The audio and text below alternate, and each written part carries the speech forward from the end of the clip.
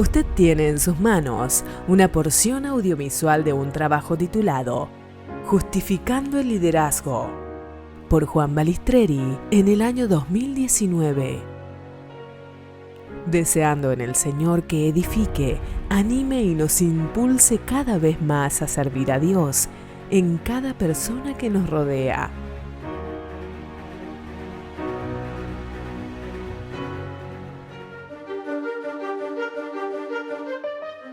A modo de arribar a una mayor comprensión de este tema, es importante tener en claro hacia dónde apunta el título y las palabras que los componen y nos dejan mejor posicionados.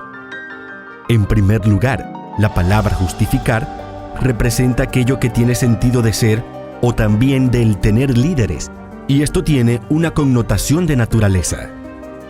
Luego, si pensamos en la palabra liderazgo, vemos que si bien no está de manera explícita en las Escrituras, sí lo está en el sentido implícito al entender cuál es la etimología de la palabra, ya que dicha expresión viene de lid, es decir, de quien asume una responsabilidad combativa. El término tiene que ver con un orden militar, con una cultura de la disciplina. También viene de lidiar, donde está relacionada a un compromiso militante en cuanto a la labor que tenemos con las personas. La naturaleza de nuestro servicio al Señor es ser siervo en el sentido más eterno de servir, pero en el sentido más natural es liderar. Encontramos que dentro de las congregaciones en todo el mundo, las personas no pueden justificar para qué tenemos liderazgo, y eso daría una respuesta a la pregunta de por qué no podemos ver un nivel de progreso. Es que aquello que no podemos definir, tampoco lo podemos desarrollar, y si no lo podemos definir ni desarrollar, tendremos falsas expectativas, las cuales son el cultivo de la apatía y la decepción. Eso explicaría las frustraciones que existen en un líder. El problema es querer espiritualizar la palabra, porque si pedimos a Dios el liderazgo, Él ni siquiera sabe de qué estamos hablando, porque si bien liderazgo implica espiritualidad, no deja de ser un concepto natural. Lid es la palabra más acercada a la que Pablo usó cuando dijo el que milita o cuando dijo a Timoteo como buen soldado. En segundo lugar, hay una naturaleza predominante en alguien a quien un pastor le da responsabilidad de liderar y que nunca el líder es parte del problema. Los líderes son expertos en conflictos, pero nunca son parte del conflicto. Ese entendimiento haría que el liderazgo crezca entre las personas para que no sea un humano ni carnal. Uno de los grandes fracasos que tuvo la Iglesia en los últimos 100 años en todo el mundo es que personas que se sumaban a las asambleas locales eran puestas por sus pastores o líderes a liderar según el talento natural, pero una persona altamente competente en lo natural puede ser inoperante en lo espiritual. Una persona salva y regenerada se puede convertir en líder, no el que se hace señor sobre las personas, sino el que es líder por ver anticipadamente una solución que ayudaría a otros hermanos a salir rápidamente del conflicto, cualquiera que sea su naturaleza, para que de esa manera la edificación y el crecimiento de la iglesia no se detenga. De igual manera, el líder no existe para transmitir problemas, sino que es como un fusible. Sabe manejar un código de cuáles son las situaciones que deben de ascender para la resolución y cuáles son aquellas que por naturaleza del líder puede resolver para la actividad dinámica del crecimiento de la obra que el Señor nos ha encomendado. Un líder es alguien que debe estar permanentemente bajo control. Se es liderazgo bajo licencia espiritual. Si bien los dones del Señor son irrevocables, los líderes deben estar demostrando de manera continua y permanente que tienen visión clara, oídos atentos y tienen una fuerza motriz que no se ha dañado. Esto debe ser examinado de manera continua para dar vigencia en un próximo período de administración y liderazgo, porque podríamos tener dones, pero haber perdido el liderazgo, ya que el liderazgo en la Grey no es algo que se puede imponer, sino que es dado por las personas al ver que nosotros producimos las soluciones a través de la vida del Espíritu en las situaciones conflictivas de la gente. Esto obedecería a la naturaleza no solo por la que fuimos creados, sino por la que fuimos redimidos, porque Dios es invisible y nada se puede hacer con un Dios invisible si Él no tiene algo para ser visible. ¿Cómo conduce Dios si no hay quien conduzca? ¿Cómo predica Dios si no hay quien predique? ¿O cómo va Dios si no hay quien vaya? De esta manera, nos damos cuenta de que la Biblia no comienza con un hombre con problemas, sino que es Dios con un problema. Por lo tanto, la conclusión por la cual Dios creó al hombre es porque no se veía y debió crear algo para ser visto. Algo que, siendo tierra por fuera, sea Dios por dentro. Entonces, ¿para qué debería de existir una iglesia como congregación en la tierra? Aunque la pregunta sea sencilla, no es sencillo encontrar personas que estén permanentemente produciendo la respuesta. Si hemos de ser congregantes o líderes en una congregación, la pregunta que nos deberíamos hacer a diario es: ¿cuál es la razón de ser de la existencia de la iglesia como asamblea local? Siendo que tener hoy una iglesia tiene un alto costo. Primero, el tiempo que todas las personas invertimos, gastos de gasolina, rentas, situaciones, etc. Son demasiadas cosas por las que responder, pero nos ayudarían a mantener la tenacidad a través del tiempo. La razón de ser iglesia en su expresión terrenal como diseño neotestamentario se produce por la predicación del Evangelio en sus múltiples expresiones, que es el Evangelio predicado en su plenitud, exactitud y entendimiento, el que es predicado por el Espíritu Santo, el mismo Espíritu Santo que aparta al hombre en su expresión como varón y mujer para la labor. Cuando los apóstoles predicaban con exactitud del Evangelio, producían la manifestación de la salvación del hombre, y esa salvación, como resultado, congrega a las personas. El Evangelio significaba que Jesús había muerto en la cruz, que lo hizo de forma de semilla, pero resucitó en un cuerpo mucho más grande que el que sembró. Ese Cristo resucitado es la iglesia. Y esa iglesia es una realidad en lo eterno, por lo tanto, la iglesia eterna ya fue edificada en la cruz. El Señor dijo: yo edificaré mi iglesia, y Pablo dice que ya la edificó, la lavó, y está sin mancha y sin arruga en la eternidad. La iglesia es una realidad eterna y perfecta. No es un lugar donde podemos ir, sino que la iglesia decide si tenemos diseño para ser aceptado. Es el Señor el que edifica la iglesia. La razón eterna por la que Dios respalda una iglesia local y pone pastores, apóstoles, profetas y demás gracias es para edificarla. El gen por el cual una iglesia local funciona es para ser la expresión intermitente en el tiempo de algo que está siendo encendido eternamente. Por lo tanto, podemos decir que se trata de una iglesia en dos versiones: una acabada, que es la versión eterna, y una que va siendo edificada de manera intermitente, que es la iglesia en la tierra. Es por eso que los pastores que abrazan la vida apostólica van asumiendo apóstoles y profetas no desde una jerarquía, sino porque son gracias de Dios. Y por esa gracia, Él les da a ciertos varones y a mujeres en el cuerpo de Cristo una presencia en la luz, para ir teniendo una visión de los planos y una dispensación de los planes. En esos planos y planes, todos podemos ir creciendo y siendo promovidos según la gracia a un nivel de liderazgo más fuerte, con el fin de ayudar a los santos a la edificación del cuerpo. Si el liderazgo es entendido de manera espiritual, a medida que vamos liderando nos vamos sintiendo más siervos y nunca dueños de las personas, dependiendo del espíritu que opera en la asamblea local y los ajustes periódicos que nos permiten ver si somos corregibles, inofendibles, acomodables, exhortables, si siempre estamos elevando el umbral del enojo y de la ofendibilidad, porque la tarea es compleja y solo se puede realizar si es Dios quien da esa asignación.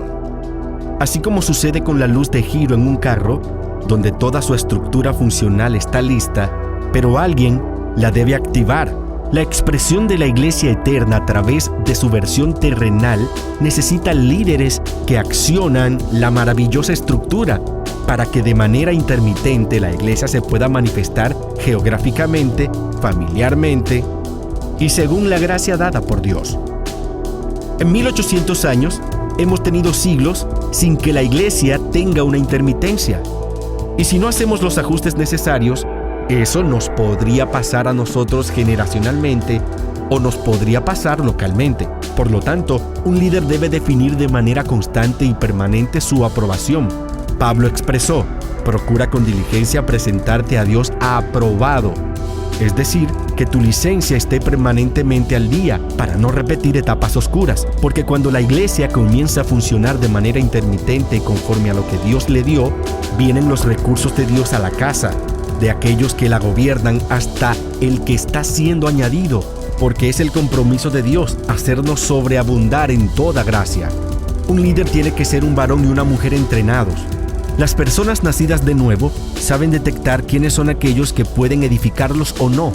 También, quienes lideran cualquier área de una iglesia intermitente tienen que estar comprometidos hasta los huesos con la multiplicación de la iglesia. Si ha desarrollado liderazgo y a eso le entrega disciplina y vida espiritual, se convierte en un solucionador de problemas en el espíritu, y esto trae a las personas que se añadan a la grey.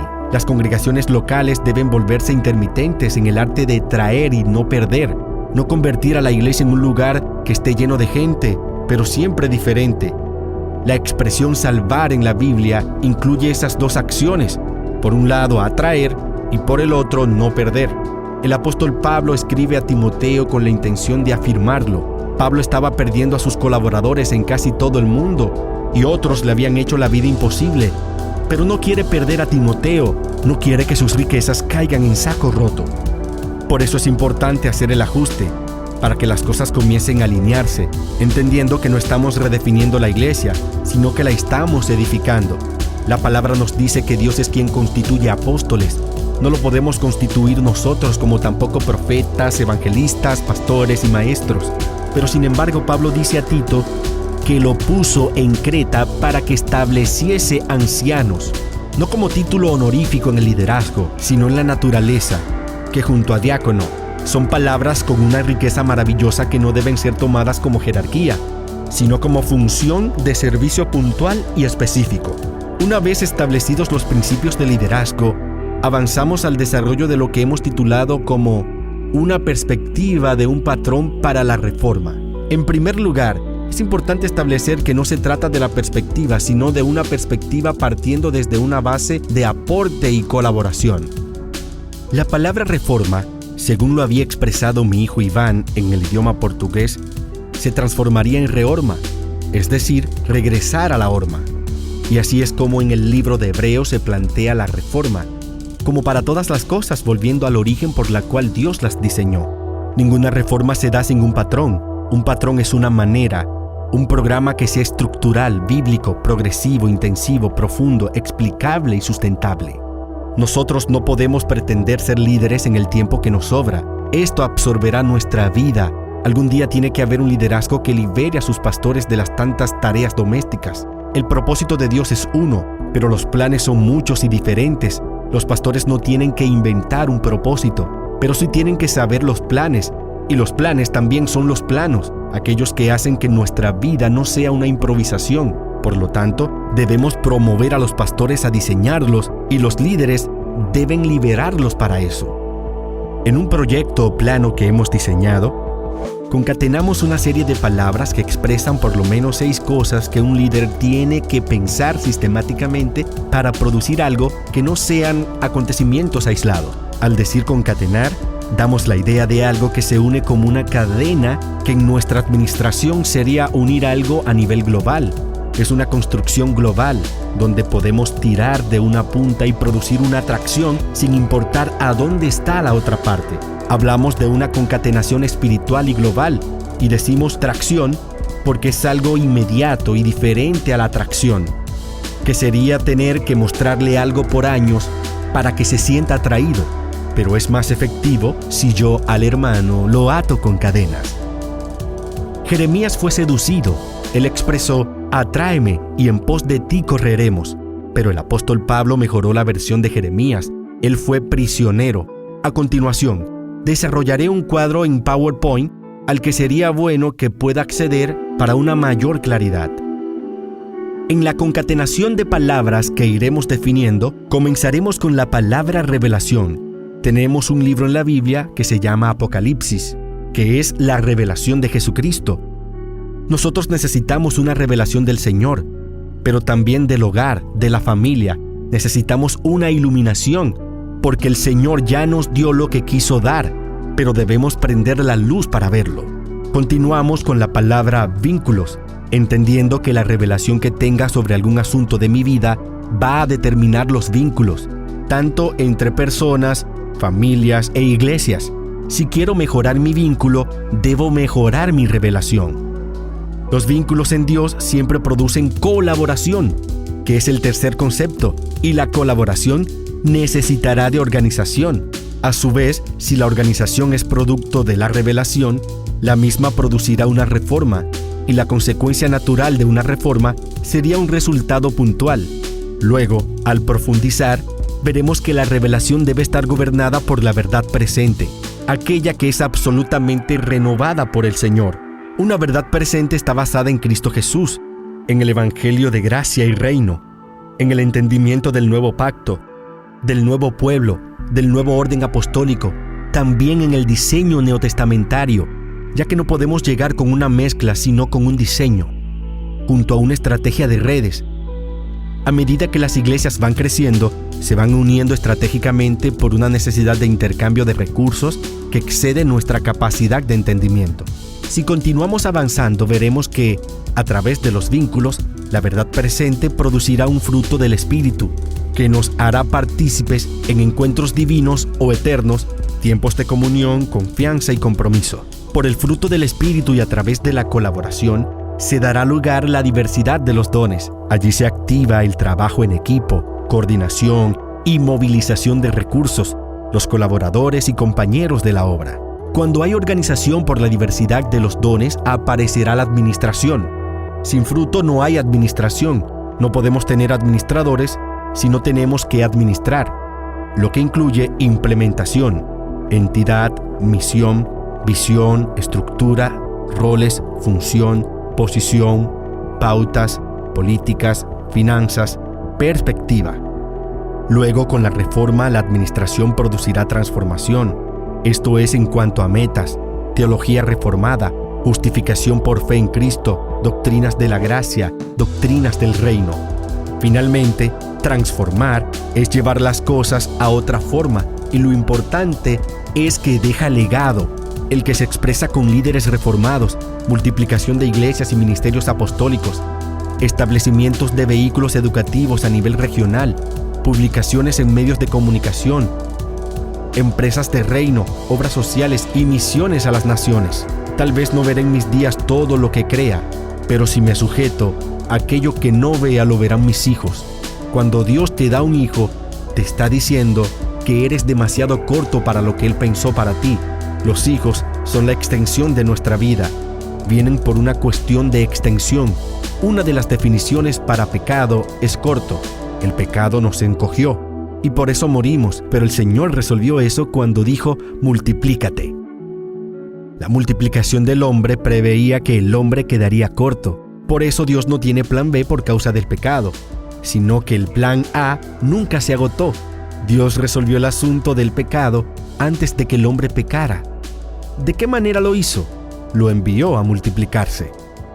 No hacemos una doctrina, pero debemos tener un mapa.